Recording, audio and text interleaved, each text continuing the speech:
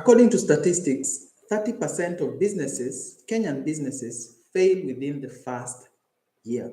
30% fail. Within the next 3 years, more than 70% of them will go into failure, will fail at some point. What are the reasons why these businesses fail? We're going to talk about these reasons and the things you need to consider before you start a business. And if you're a business person, the things that you need to take care of so that you don't fail in business. So the first thing, the major cause of failure in some businesses is greediness. Yes, greediness. A lot of people want to overcharge things simply because they want to make a big killing from one person. But business is not run when one person wants to make a killing from one person instead of having a more sustainable form of business. If you're in the business of construction, a more sustainable number of people that you need to serve is probably 12 clients in a year. If you are in the business of selling eggs, for example, then you need, and you're selling one a piece, then you need hundreds of them to be able to make a profit that can be able to sustain you and sustain your needs. But the people who do unsustainable business practices, you overcharge things and you end up looking greedy, especially where you yourself look greedy. How many people have ever taken Uber, for example? You say the app says you're going to pay this amount of money, but somebody says, I will not come and pick you until you pay this amount of money. They basically overcharge. Fine, you might give them the business because you are in a rush to do something. But if you wanted to get some more personalized taxi services, you're not going to go for this person. You're probably going to give them a bad review, which is going to keep them low in the rating of Uber, and they may not get the additional business that they require. You want to go into construction. I remember there was a time I wanted to go to do some construction and engaged several architects. And there was one architect who wanted to get a percentage of the value of the house. And I remember engaging with the person and asking them, so if I give you a percentage of the value of the house, is your design based on the value or the time that you have taken to do the design? And we broke it down. How many hours will you need? This number of hours. And how much do you charge per hour? You charge this amount of money based on your experience and your time, how much you value your time and your expenses, of course. We realized the person had overcharged simply because they saw the value of the building that they are proposed to construct is going to be a lot higher, and they wanted to peg their value on the value of the house. I engaged another architect who charged me on the cost of hours that they had taken, and the costs were considerably lower from the first one. Who do you think I considered? I considered the one that was reasonable, the one that peg their value on the input and the value that they're going to give me, not on the value that they are going to be working on. It is like you go to a company, you're looking for employment, but then you say, this company is big, it has 10 cars. So I want to be paid a salary that can give me a car. Really? Are you pegging your value on what they have or not on what you can offer? What can you offer? But most businesses are greedy, especially where they look and see that the client looks like they have something, they look like they have money, they overcharge you. Some people look at you and say, oh, this one looks like they have money. This one looks like they drive. This one looks like they do this. Then they charge a surcharge of money. Another person comes to the same person. They're not they charge the same amount of money. Fine, you may get away with it sometimes, but remember, the people who give you business are repeat customers and people who have been referred by customers. But if you have this unsustainable practice of greediness, people will not give you business. You will never get repeat customers. People will always speak bad of you. Remember, I am more likely to engage somebody who have gotten a favorable rating from a friend. And if it is 2 or 3 friends who factor and say that this person has done the good thing for them, then I will most likely give this person business. I will not consider others. Why? Because I trust my friends and I trust what I have seen. If it's construction, I've seen their houses. They can be able to show me their houses. They can be able to show me how they engage with the person. I give them business. But if they're greedy, the person will never refer them. And that is one of the major causes of business failure. The other cause of business failure is most business people overpromise and underdeliver. Many people overpromise and underdeliver. You come and say, oh, I will do this, I will do this. You create a certain perception in the client. You create and show them that you're going to deliver diamonds and gold and all these things. Then you deliver lead and silver. Why are you doing this? It is going to undercut you. The best business practice that you can be able to have actually is under promise Yes, under promise and over deliver. Let the client be wowed by your effort and your time and the quality of your work. There are people who actually combine greediness and under delivery. They get a job, they quote a smaller price, then they go and ask people in the field. Maybe it is construction. Somebody who was doing some, maybe somebody who was doing some walling. Then they ask the person who is doing some electric work, how much will you charge? Then the person realizes I was actually undercharged myself because this other person has been overpaid based on what they think. Then they start delaying on their work. Then you ask, what is the thing? Why are you not delivering on the time that we agreed? And they say, oh, I need more money. So greed combines with the under delivery. If you promise something as a businessman, your word is the most important thing that you can be able to have. A name is more important sometimes than money. Do you know the people who work in a bank and they do not even have to fill paperwork? They get a loan. Why? Their name. Their name is great. The people whose name, just having that name opens doors. And if you're the kind of person who wants your name to be able to open doors of opportunity, then you need to work on your name. So start under promising and over delivering. But then you do the reverse of that, you will never have a sustainable business because your name will always be bad. People will always have a bad taste in their mouths when they think about you. And majority of Kenyans do that. You might think that it is the low caliber work that people do that, the trades in construction and things like that. But this thing happens all the way up to lawyers and doctors and many other professional businesses practice the same thing. They overpromise to get a client and they underdeliver. Why do you go all out to get a client, then give them shoddy work? Failing. You will fail in business. And that is another reason that most businesses fail. The other reason that businesses fail is they eat their capital. There's something called capital, there's something called profits, there's something called losses. When you have invested in a business, you have provided capital. If you are selling, you may not necessarily make a profit. You may sell things at cost and may not make a profit. You're not supposed to withdraw that money and pay yourself a salary if you're not making any money. So you only pay yourself when you make a profit, and it is a percentage of that profit that you pay yourself. But most businesses look at money coming in as the revenue that coming in as money that they have made. You have not made money. So if you invested 1 million, you sold things that you have actually sold and made 1.2 million, your revenue is not 1.2 million. Your profit is not 1.2 million, your profit is 200,000. So from the 200,000, you minus all your expenses, then what you're left with is what you can call net profit. Then from the net profit is what you pay yourself. So if from the 200,000, your costs, variable and fixed cost is 100,000, then you made 100,000, then pay yourself from the 100,000, a percentage of that for the full amount. Then your business is sustainable. But what most people do is you get the 1.2 million, you do not consider how much you're going to need to reinvest in the business to continue the business. Because remember, if it is capital, it is supposed to generate even more revenue and more revenue and more profit for the future. But you take 500,000 and you eat. You take 200,000, then you do this. You end up eating your business slowly by slowly. Or if it is a kind of business where you do withdrawals, you end up withdrawing from your business. I met somebody who had done a wines and spirits business, but the person was drinking most of the money. So you end up making 5,000, for example. Your profit is say 2,000, but you drank 2,000. The 2,000 that you drank 2,000 of your stock. So you end up eating even the profit that you are making. That is the other reason that people fail in business. Do not touch your capital. Do not touch your capital. Do not touch money if it is gross profit. Pay all your expenses, then pay yourself later. Have you ever met people who pay themselves first and then forget about the employees? Your employee stays for 1, 2, 3, 4 months. You do not pay them. What do you think the impact is on your business? When you do not pay your employees, they are demotivated. They will not go all out to be able to meet the needs of your clients. They will probably be rude. They will probably be inconsiderate. They will probably steal from you because they need to meet their daily at some point. So you end up eating the money, you end up not paying them, you end up spoiling your business, you end up spoiling your business name, thefts happen, and your business is bound to fail. The other thing is people do not have foresight. Where do you want your business to go? You need to have direction. Not having direction in a business is like starting a journey without knowing the destination. You start your car, you start driving, but you don't know where you're going.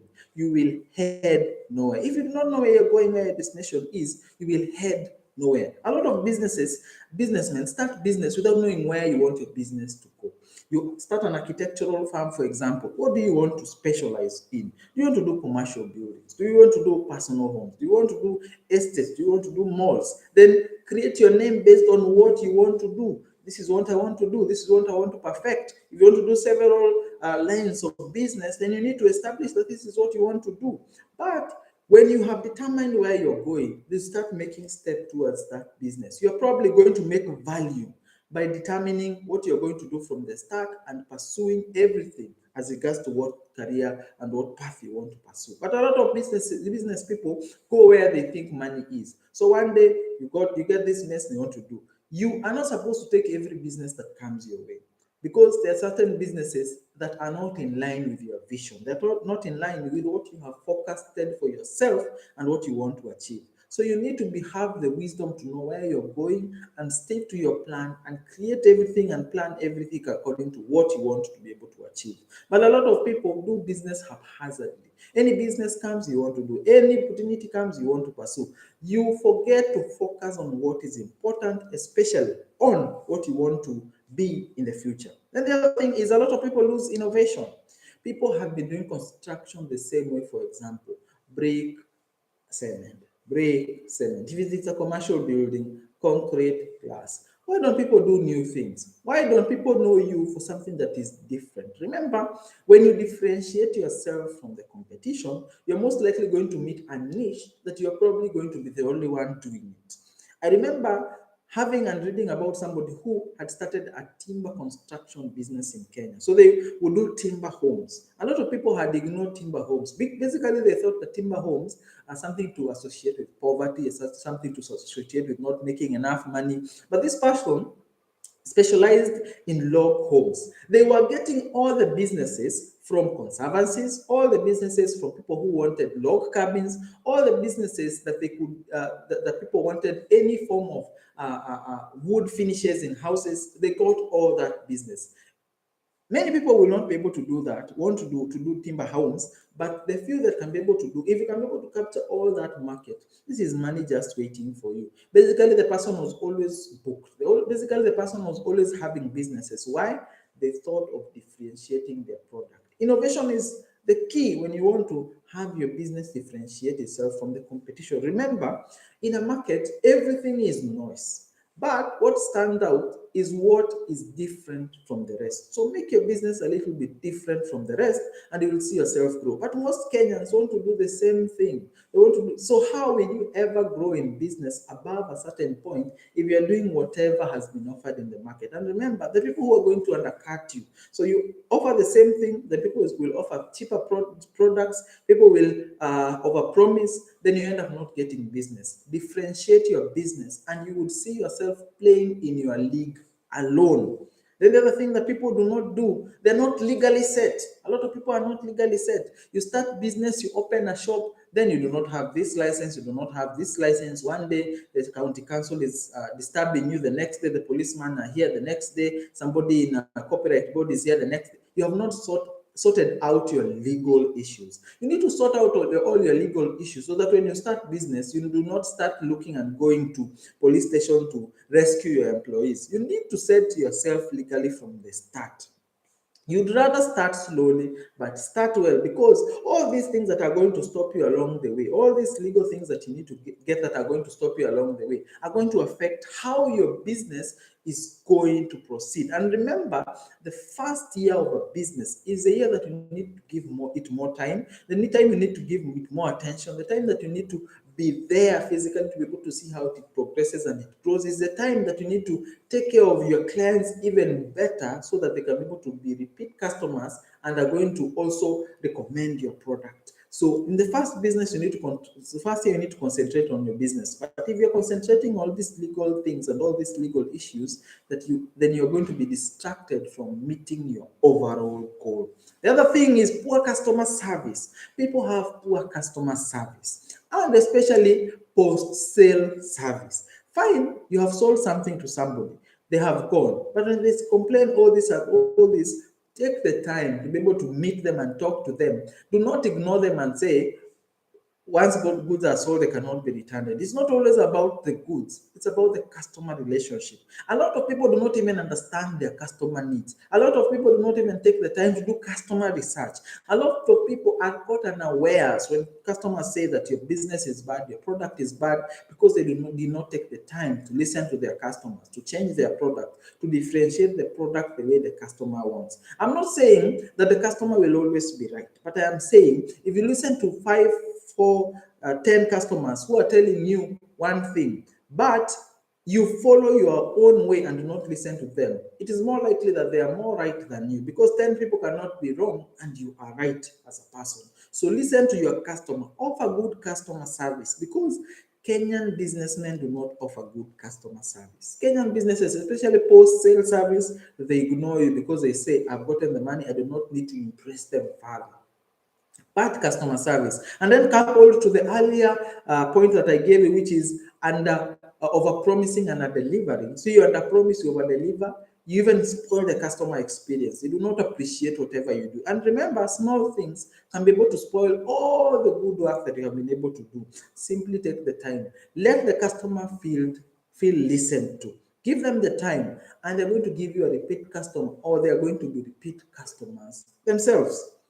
You may spend all the money in marketing, but if your customer service is terrible, then you're not going to head anywhere, because it is customers who are going to buy your product. How many times have you ever skipped an advertisement? Simply because you are looking and you are busy and you're doing something else. But how many times have you ever taken the time to listen to somebody who recommends a certain product or service, especially if it is a friend who is not benefiting from the product or service? So think about it. Customer service is important. The other thing is most businesses do not diversify. So you have opened a business, diversify that business, because if you stick to one line of business for a long period of time, then you suffer the weaknesses. If this business is affected in one way or the other, then you are going to fail perpetually. For example, if you're in the construction business, then you could be constructing homes for people, but you could also construct a few others for yourself and have a real estate portfolio. If construction business is not working well, your real estate is bringing rent, so you have diversified. So when something fails, something else is taking care of it. It's the same thing with investments. You do not take all your money, invest in one stock in the stock market, all your wealth. If something happens to it, you're most likely going to fail perpetually. Your portfolio is going to go down pop in an instant. It's the same thing with business. Start a business, but find a way of being able to diversify that business. You can diversify and offer a different product. You can offer a product in the same line of business. You can also differentiate by going upwards or downwards. For example, if you do construction, for example, you can be able to differentiate downwards and be able to buy a business, for example, that supplies cement. So you have assured yourself the supply of cement, but you've also diversified because you can offer this cement to other people. You have diversified downwards. You can diversify upwards by, say, for example, starting the sales and marketing of offering real estate consultancy. So you're doing construction, but you're also offering sales and selling products and offering consultancy on real estate. So diversification is important, especially if you have gone past 3 years, because past 3 years, the businesses that you started have starting to materialize, are starting to mature, and diversifying will allow you to be able to diversify the risk in the business. Sometimes the business has matured and is providing a lot of profit and a lot of cash flow. This cash may not necessarily needed by the same business, but it may be needed by a different business that you want to diversify to. So when two or three of these businesses are able to play into each other, then you're better off financially as a business person. It will not fail, because when it is not doing well, this other one is supporting it, and you're not going to sell it off because you already have an alternative source of income. The other thing is a lot of businesses and a lot of businessmen concentrate on the negatives. Kenyans can be negative, they can be toxic. If you listen to Kenyans, you will never do anything in your life. They will always talk about how things are difficult. You will never meet somebody who tells you things are doing well. Most businesses will always tell you we are trying, we are hustling, we are under pressure, things are not well. People will never tell you when they are doing well. All this negative rhetoric may play into you having a negative perception of business. You always looking for something small to be able to negate all the gains you've made in your business. And remember, sometimes businessmen and investors have to be the most optimistic people in the world because they need to spot opportunities when people are running away from them. So when there's a lot of negativity, a lot of businesses are most likely going to fail. A lot of people have not developed thick skin. As a business person, you need to develop thick skin because you will try this, it will not work. You will try this, it will not work. This will frustrate you one day. The demands on your mind and on your capacity as a person will be stretched far and wide. But you need to develop a certain will, a certain thick skin that will allow you to be able to negate all the negative things that may be able to come your way and be able to concentrate on the positive. But more than enough people do not want to develop that. A lot of people want to get things easy.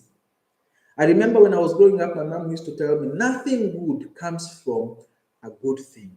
You have to put the time and effort and be able to overcome the negativeness, be able to overcome every force that is against you to be able to see your businesses grow.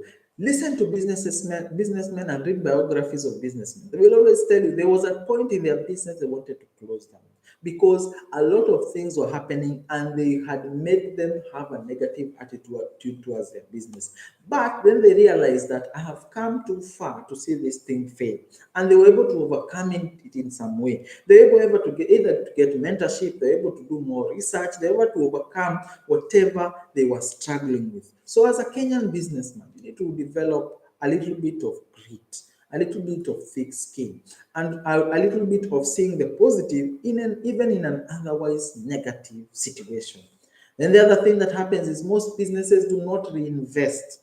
A lot of businessmen do not reinvest their money. You make the money, you withdraw of it and eat it. In fact, if your business grows, instead of increasing your capacity to be able to provide a product or service, most people will start buying cars. Most people will start going for holidays. Most people will start enjoying the money instead of reinvesting the money and seeing your business grow. It's the same thing with investing. If you're going to invest to a certain point and then relax and do nothing, you will not grow. Your business will not grow. Your business will stagnate. So when you do not reinvest and be able to make your business even stronger, because remember, sometimes businesses also need cash reserves. When you are not making enough cash flow, when you have some cash reserves, you can still be able to meet your needs even in a difficult time. But a lot of businesses were affected in the corona season during that time because they did not have cash reserves. Why? People had not invested the money into the businesses when things were looking a lot more favorable. Remember, even tax-wise, it makes a lot more sense to reinvest your money because if you reinvest your money, you do not pay more taxes. But a lot of people are withdrawing money and even end up paying more taxes, and the businesses suffer when there's a time of difficulty or when they're not making enough business. So ensure that you reinvest your money as possible, as much as possible. These are some of the reasons that I give as to why businesses fail. Do not be a statistic. Make your business work. Because remember, when you make your business work, then you're able to not only become better financially, you're going to grow the economy, you're going to provide somebody with an income, and you're going to provide an opportunity for yourself to grow. I hope that you're learning, you're growing, and you're becoming better in your financial journey. Remember to subscribe to the channel, to like this video, and to leave a comment down in the comment section. Thank you and enjoy your day.